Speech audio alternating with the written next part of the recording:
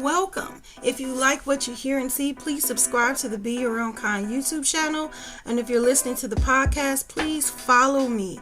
Also, in the description box, you can find my Linktree link to all Be Your Own Kind related matters, such as the BYOK merch, where we sell items from t-shirts, sweatshirts, masks, and mugs. Also, you will find our website and the links to my social media pages.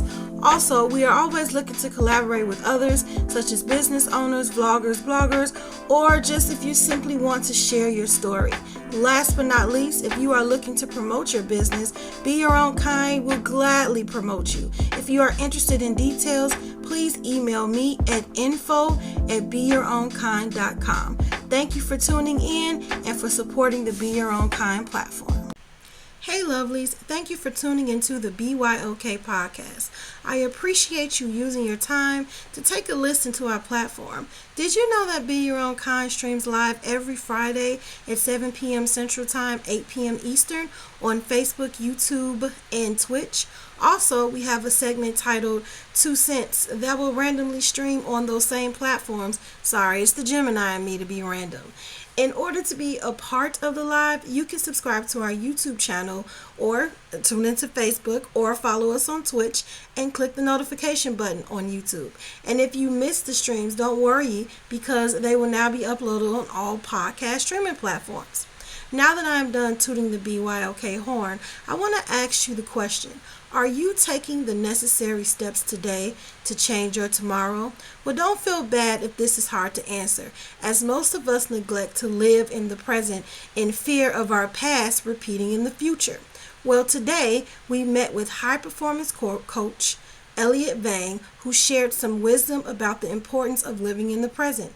Elliott Vang dedicates his life in guiding people to discover new habits and beliefs to help them create a positive life. I thoroughly enjoy Elliott's energy, and I promise you will feel his positive vibes as you listen through this interview. Okay, lovelies, let's get to it. Do you find yourself overwhelmed with small business tasks? Well, Be Your Own Kind Freelancing is here to take the weight off. We specialize in assisting businesses with various administrative duties, HR consulting, online marketing, and editing services for podcasters and YouTubers. If you have a need we haven't mentioned, contact us to see if we can help. For more information, email us at info@beyourownkind.com. Leave the tedious tasks with us and take your time back. Elliott, how are you doing today? Renita, I'm doing awesome. I'm doing well. Thank you for asking. Yo, no problem. So tell us a little bit about yourself. Well, first, I just want to say it's a pleasure to be on with you, and thank you for having me as a guest on your platform, right? So I appreciate that opportunity.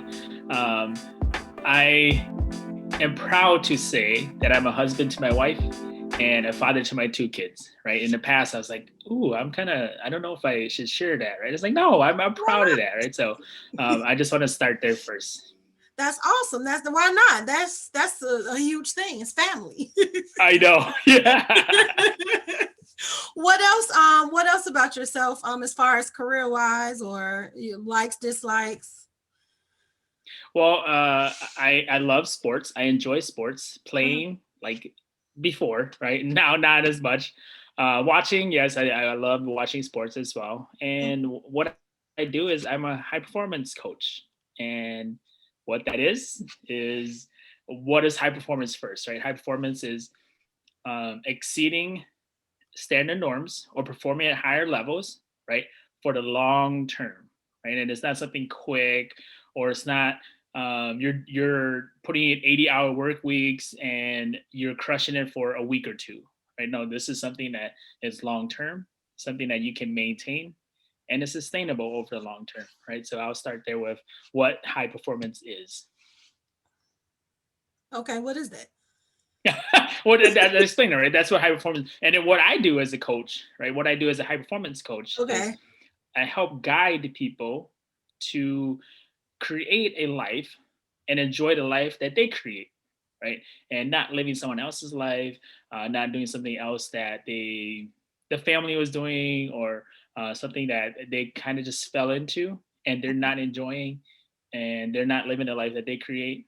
So how can we mold and change little things, habits, intentions, so that they can live that life that they enjoy so that they can enjoy the life that they create, right? So that's a little bit about what I do as a high performance coach.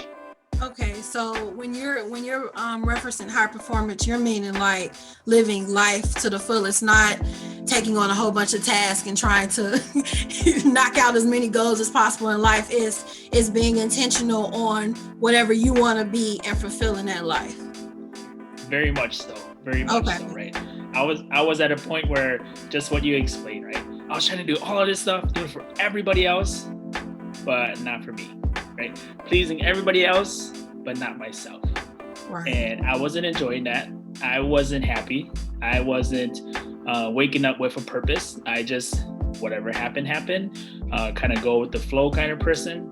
And that wasn't making me happy. That wasn't the road that I want to go down, right? So, I'm just, it's been such a game changer for me, being a high performance coach, going through high performance coaching myself, and then realizing, oh my gosh, this is what I want to do. This is what I need to be doing.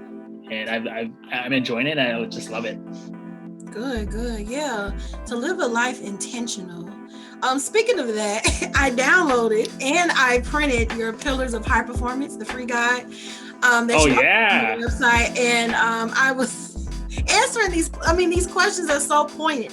Like, what do you intend to? Matter of fact, I have it around. Let's visit that. I love it. Yeah, let me find it because it was right here. I'm not the most organized, but I guess this would help me to be there, right? So I like the questions where it's saying, what am I looking forward to? That question kind of like, I don't know, it jarred my mind. I couldn't think of it because, first of all, us being in this whole COVID era right now, there's really not much to look forward to, like in the world, but what am I personally looking forward to, like in my future? Mm-hmm. And for me to think of that, it's just like, well, it's a routine. It's a day-to-day thing. I wake up, go to work, eat dinner, go to bed, wake up, go to work. But if I'm like this, you saying, what am I looking forward to? I actually created something to look forward to today. Like, that's a great thing. Yes. So I'm like, I love these pointed questions. What must I accomplish today to progress my life? And I'm just like, I'm sitting here thinking like, okay, I can do this, doing this.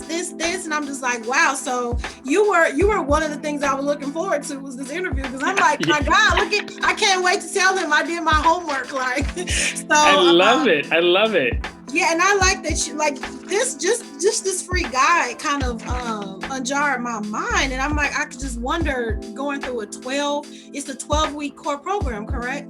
Yes, 12-week program, yes. 12 weeks. But I shouldn't say 12-week, 12 session, right? 12 sessions. And I say 12-week because I usually meet weekly with my clients, right? But I want to say 12 session. So sometimes it's monthly, bi-weekly, weekly, but most of the time it's weekly. Okay, so it's according to the person's schedule. Yes. Okay, so for those that haven't downloaded your guide just yet, because I recommend you guys listening to do that, what are some tips for training the mind to stay focused throughout the day? Because I feel like I read somewhere that 40% of our day, we're not present in the moment. We're daydreaming about what happened or what we want to happen. Yeah, a few things there, right? Number one, you have to be intentional, right? Don't leave things for chance. Don't leave things for randomness. Because if you do, then that's going to overtake your life. That's going to control your life. And then now you have no control. Like, we love to have control. We want to have that control over our life, especially our life. Right. And we want to make sure that we are being intentional about our schedule. Right? How did you and I remember to come on our call today? We blocked off our time and said, hey, at this certain time, I'm meeting with Renita. We're going to connect. Right? How do we remember those types of things? We intentionally put it in our calendar. Regardless if you use a paper calendar, electronic calendar, you're putting it in your schedule and you're blocking off that time, right? If you go to work, 9 to 5, let's just say, you're blocking off 9 to 5 for work. And then what happens in the middle of your work? You're blocking off, say, 12 to 1 for lunch, right? You're being intentional about that. We could be more intentional about our day and don't leave it to chance or don't leave it up to randomness, right? And it could be that simple and it could be that intentional, right? We have control over that.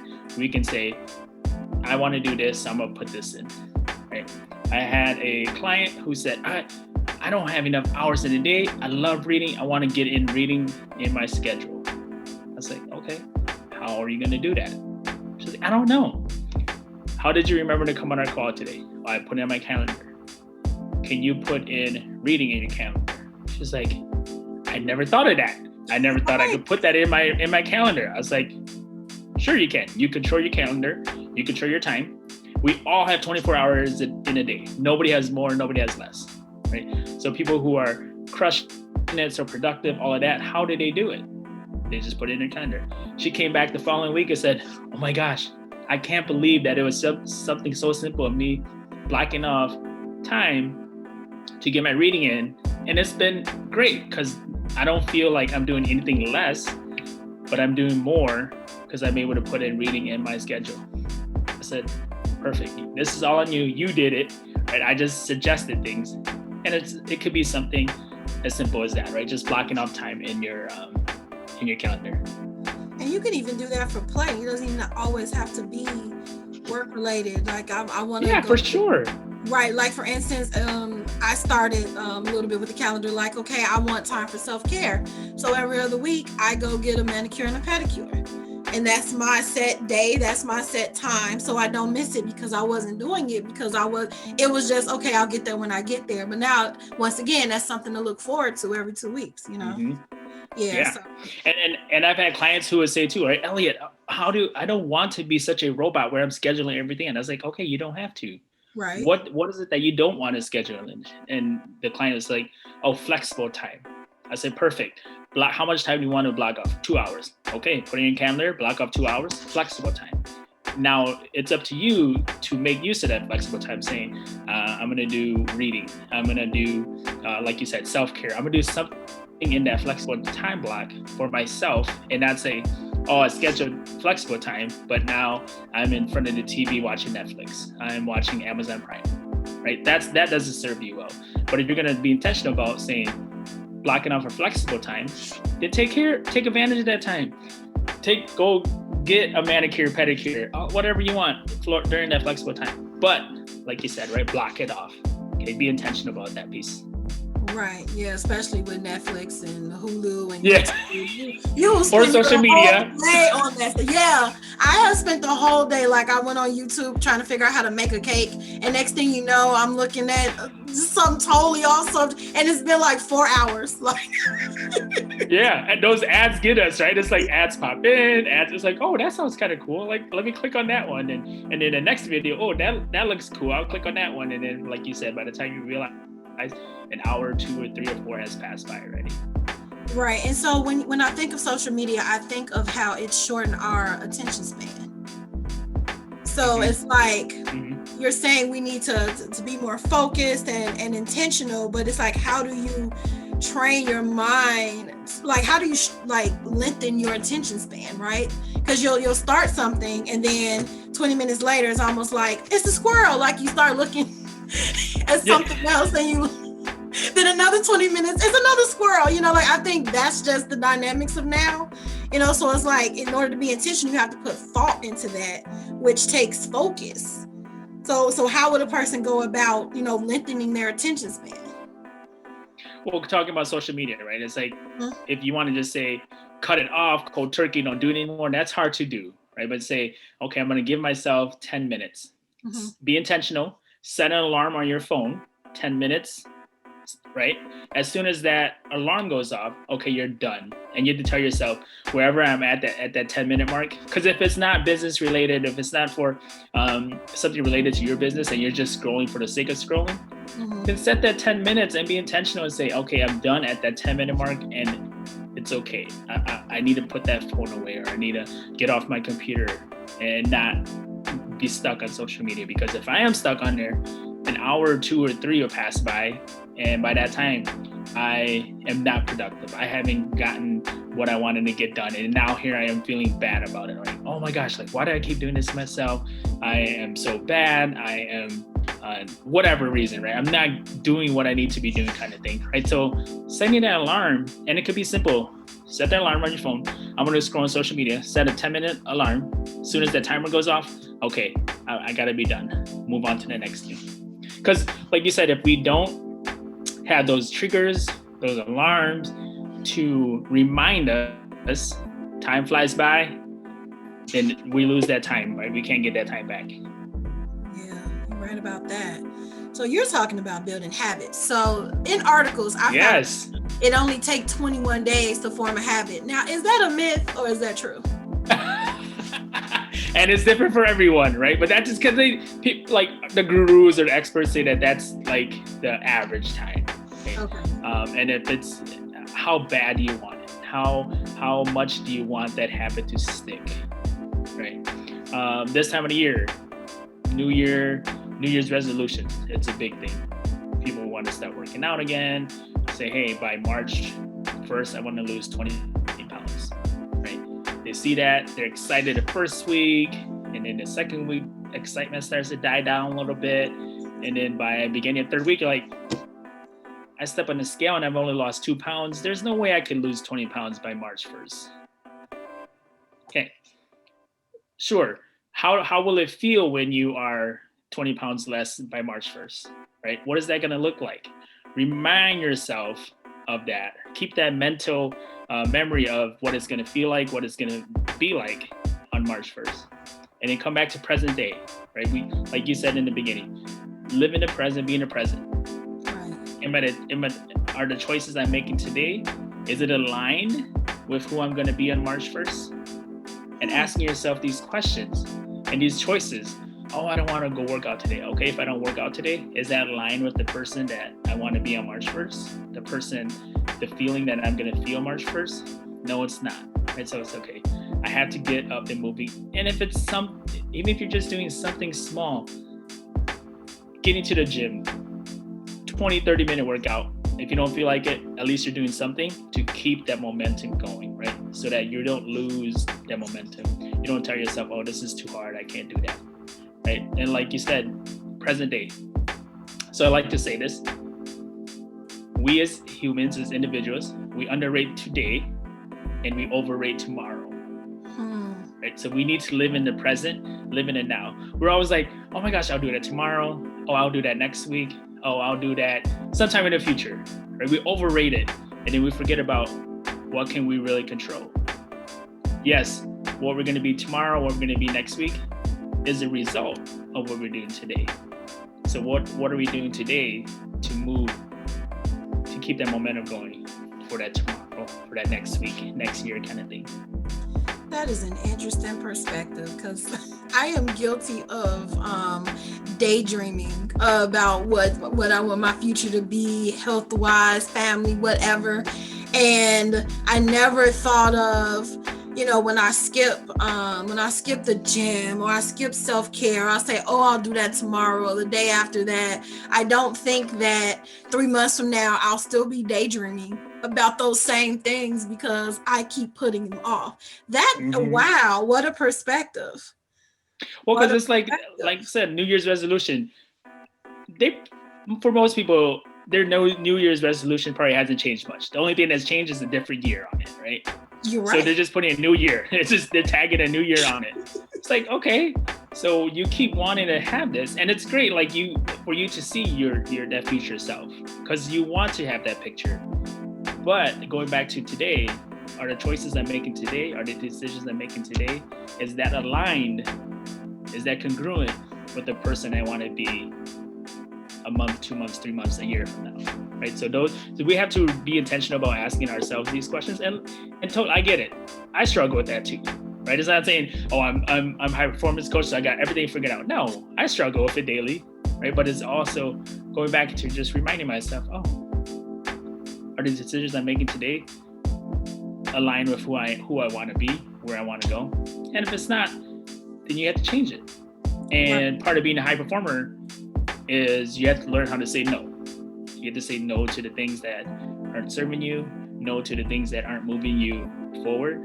And it's amazing how when you say no, but like we like to say, I used to think, oh, for me to have a breakthrough, I have to say yes to things. I have to say yes to do this. But now it's like, I get breakthroughs too when I say no to something, right? So we also have to think about okay, what can I say no to? Because if it's not aligned with where I want to be, who I want to be, then I have to say no to that. So that's part of like being a high performer as well, is saying no to things. And especially this day and age, we always like, what do people say? FOMO, right? Fear of missing out, fear of missing out. Now it's when we do that, then we say yes to too many things. We spread ourselves thin. We burn out, right? It's just so. Yeah, that's a little bit about that. Then you have no energy because you Yes. put into stuff that had nothing to do with your pathway. Like Correct. You're pouring in other people's pathways, and you haven't even, got the concrete out on yours. So yeah, the bucket's still sitting there. It's all dry. You got to get a whole nother bucket.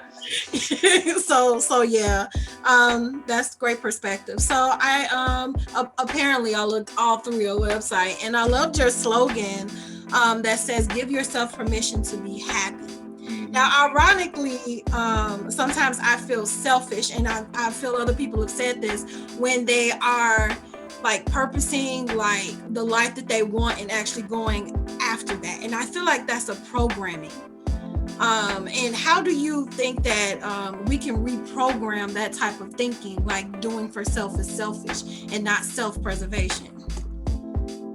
I love to give this example, this analogy of when we go on a plane and we're flying in, before we take off, right? The flight attendant's talking about oxygen mask coming down. They talk about it, said, what is the first thing you need to do when the oxygen mask comes down, right?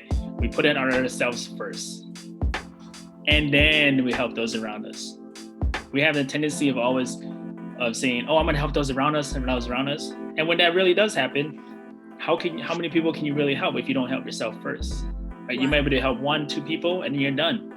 Because then now you don't have any oxygen. If you're helping your kids, but if you help yourself first, right, you can help so many more people around you. But those of us who have a service mindset, those who want to give back, those who want to help those around us, if we take care of ourselves first, and there's no selfishness there. All of these people, everybody, you have to take care of yourself first before you can take care of others, right? And that's not saying you're being selfish or greedy. Because if you don't, like you said earlier, if you don't take care of yourself first and you take care of everybody else, by the time it gets to you, you're tired, you're exhausted, you have no energy left. Your gas tank is on empty now. What do? Right? You might be able to serve people that day, that moment, but then serve or help as much as you would like to. Right. So hopefully that answers your question. Yeah, it does answer the question. I just like the fact that you said give yourself permission. And I think the reason why we have to give ourselves permission, because there's always some type of roadblock or something like in your mind, like, no, I got to be there for everybody else. And it's like you're almost telling yourself, hey, it's okay to take care of you as well. So I like the wording of giving yourself permission, because I see a lot of slogans saying, live your happy life, be this happy person. And you're like, no, allow yourself to be happy. It's okay to live a full life. Yeah. So I love that. So I loved your energy from the time we got on Zoom. I've already told you that. And I love your positive vibes. And with this whole, I keep going back to COVID because this is our life, right? Yes. I find that positivity and positive vibes is hard to maintain right now. What advice would you have for someone they want to be positive, they're trying to find some energy for it, but the cloud is still, following them around? Like what tips do you have to help them get into that positive zone? Yeah, that's hard too, because sometimes the people nearest to us and closest to us can be those negative zappers, right? The negative people around us. And I would say there's so many people online right now, virtual groups, meetups, that you have to build that community or surround yourself with a network of people that are on the same track as you, right? On the same path as you. Because one, then it lets you know you're not alone, right? Two, when you're struggling with something or having some kind of challenge, you can lean on those people. Because we like to say, oh, let's lean on our family. But if our family is not on the same path as us and want the same things out of life that we do, they're the ones that are going to tell us, why are you doing that? Why are you wasting your time with that? That's not even for you. So then we lose that energy and we get zapped, and then we're like, oh yeah, that's true. Why am I doing this? I shouldn't be doing this. So, I just want to preface by saying our family are the ones who sometimes are the ones who zap us. So don't build that network or community with your family, unless they're on the same track and same path. Sure, go for it. But a lot of times they're the ones who are telling us, don't do it. Why are you wasting your time with that? So build yourself a community, a network of people for you to lean on. Because human beings, we're such social people. We can't just say, I'm going to do this alone. I'm going to attack this all by myself. Because you're going to get to a certain point where you can't do it by yourself. You're going to struggle. You're going to have those bad days. And who can you lean on those bad days? Who can you go to when you're in crisis mode and say, Renita, I'm struggling with this. What do you think I can do with this? What do you think my next steps are? Right? And have that person lean on it and just talk it out. Because a lot of times it's just expressing it and talking it out loud with another person, and you'll find those solutions yourself sometimes, or the person you're talking to. So I would say build yourself a community, join a community, join some kind of network with people that share the same interests or that are on the same path as you are. Great advice. You're right. I know a lot of people that went to medical school, law school, and then in the middle of their career, like the highlight of their career, they stop and say, you know what, I want to bake. And then it made me wonder, did they want to bake all along? Mm-hmm. But they went after this, medical degree and being this doctor because that's what was expected of them. Yes. Not that they ever really wanted to do it. So they're doing something that they got all these student loans and doing a job, and it's something they don't want to do. And then they just wake up one day and was like, I'm going to bake. And people like, you're crazy. Why do doctors do that? Because maybe is it hard to believe that everybody don't want to be a doctor? Yeah, exactly. And believe me, I was at the point, right? My growing up, my parents would always say, you're going to be a doctor, a lawyer, or in the third piece, you're going to be anything else, be a failure. I was like, what? That's not my options. I could be only a doctor or a lawyer, or else anything else, I'm going to be a failure. And I didn't fit to be a doctor, right? Like, I didn't like medicine and be around blood. And, I didn't like being a lawyer. And, those who are in that profession, awesome, because we need them, right? We need lawyers, we need doctors. But everybody doesn't fit that mode. Everybody doesn't go down that same path. And that wasn't for me. And I found that out, and I was like, okay, that's not the road I want to go down. But even when I was in school, I still wasn't living what I want to live. I was like, oh, I'm good at this. Maybe I'll just do accounting, right? I was like, ooh, I don't want to sit in an office all day. And because I thought I was like, I'm good with numbers. I could be an accountant for the next 20, 30 years. But then I started looking at that. It's like, no, I can't be that for even a year, right? So I'm like, I didn't go down that path. And that's good that you found your truth, because after a while you do have to, free yourself from this wall of expectations that, your elders have placed on you up, and just like, well, what can I do that makes me happy? You know what I'm saying? So that's great advice. So here at Be Your Own Kind, we have a staple question. Excuse me. And that question is, if you could describe yourself in one word, what would it be and why? Ooh.